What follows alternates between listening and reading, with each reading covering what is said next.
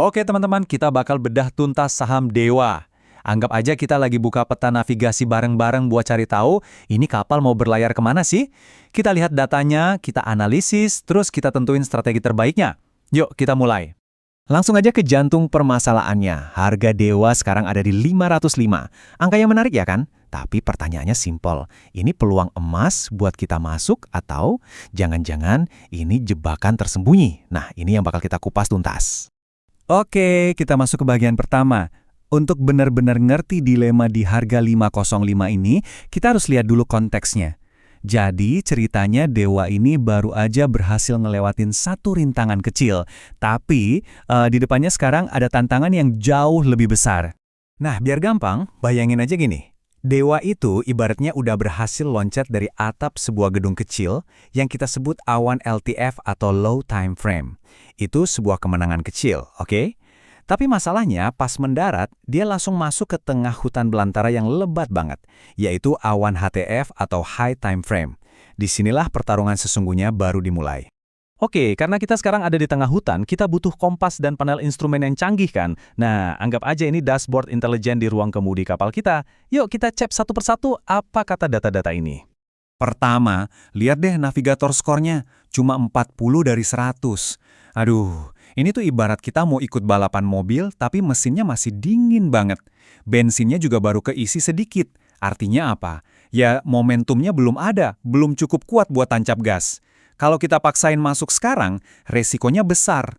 Lanjut, kita intip aktivitas para paus atau whale activity. Statusnya masih searching footprint. Gampangnya gini, para pemain besar dengan dana raksasa itu belum benar-benar nyemplungin uang mereka. Mereka tuh masih di pinggir lapangan, ngeliatin, mantau situasi. Belum ikut main secara agresif.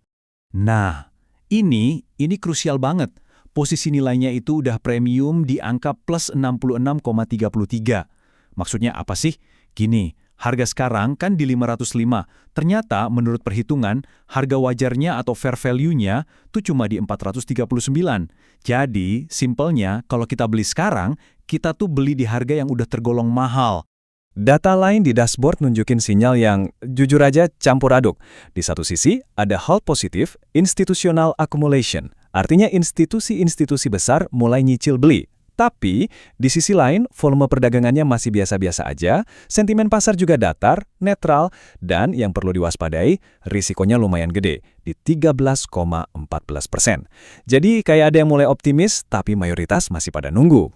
Jadi, kalau kita kumpulin semua data tadi, kesimpulannya satu, Dewa ini lagi ada di fase konsolidasi. Sekarang kita dalami lagi, apa sih artinya kejebak di dalam hutan belantara atau awan HTF yang super gede ini? Coba deh lihat perbandingannya di sini biar kebayang. Awan kecil yang udah berhasil dilewatin itu rentangnya tipis aja. Nah, hutan belantara, tempat kita sekarang terdampar, rentangnya jauh lebih lebar, dari 429 sampai 554. Ini bukan rintangan biasa, ini adalah area pertempuran jangka panjang antara pembeli dan penjual. Terus, efeknya apa buat kita?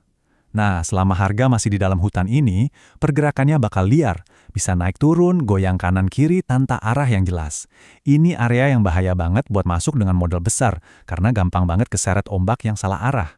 Oke, kita udah paham masalahnya, udah tahu medannya, udah baca datanya. Sekarang bagian yang paling ditunggu-tunggu, strateginya gimana? Gimana cara kita menavigasi situasi ini dengan cerdas? Yuk, kita buka peta strateginya.